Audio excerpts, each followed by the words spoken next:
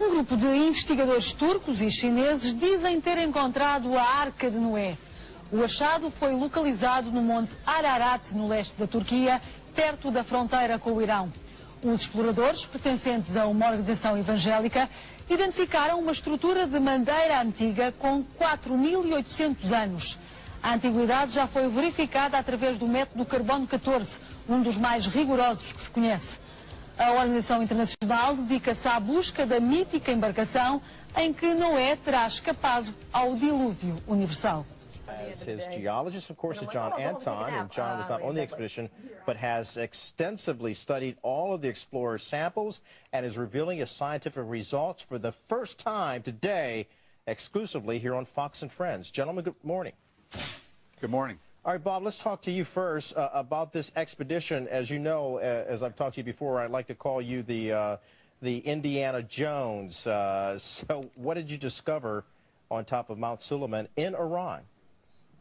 Well, we found a very unique object. It wasn't impressive to look at from a distance. When we got up close to it, it had a lot of resemblance to wood.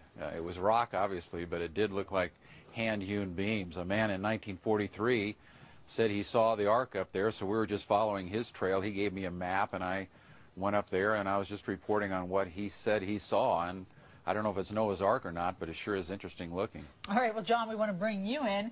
So there's this wood. It looks like a beam.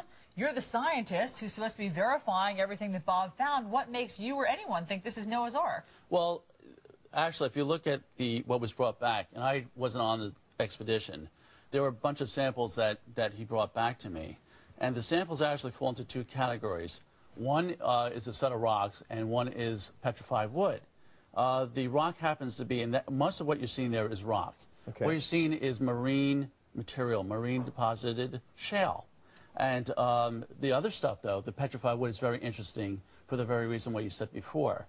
First of all, petrified wood is not found everywhere. It is found globally, but it's not found every single place. Before you can have petrified wood, you had to have a tree. Forests don't grow all the way to the top of some mountains because of, adverse conditions. So finding this material at 13,000 plus feet is kind of unusual. It's not unheard of for mid-latitude localities. Theory.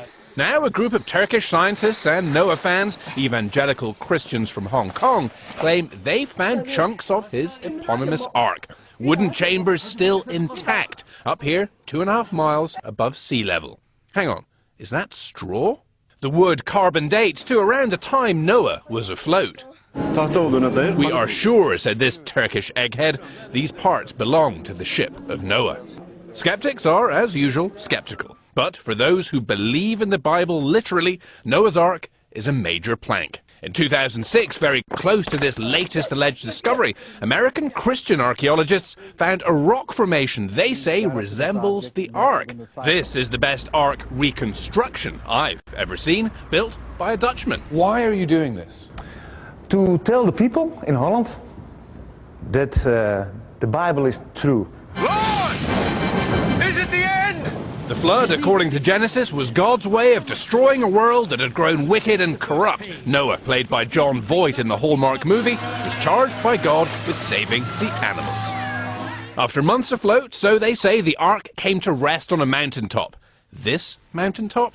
Mystery inevitably remains. The Chinese Christians who claim to have solved this riddle. Long and rectangular.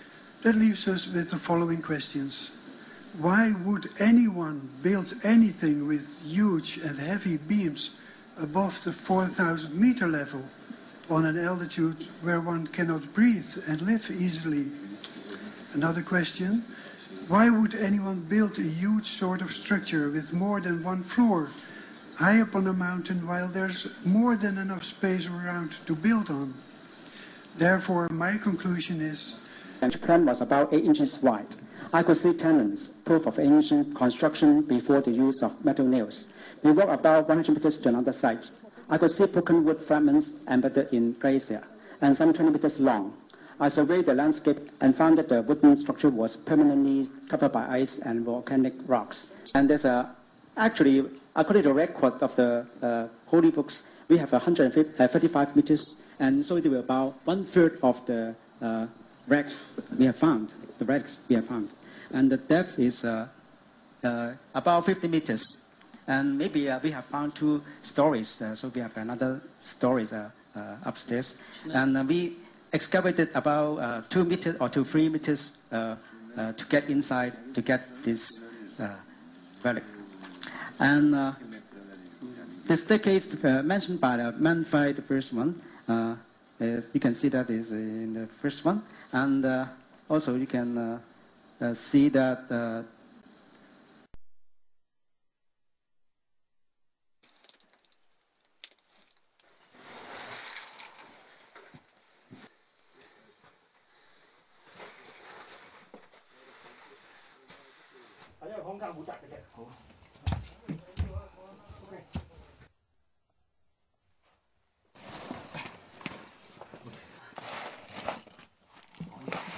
我而家落緊嚟啦。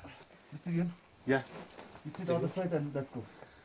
嗱，我見到兩邊都係牆係木，但係下邊咧，下邊係咪木嚟嘅咧？我都見到側邊嗰啲都係木嘅。呢個都係順坑位嚟嘅。我已經進入咗方舟嘅遺骸嘅內籠。我見到嘅咧就係一條木嘅樓梯。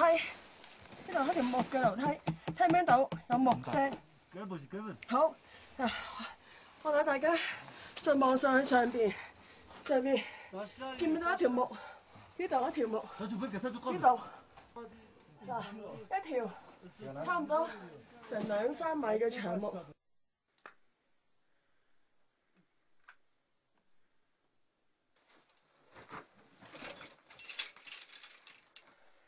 好嘅。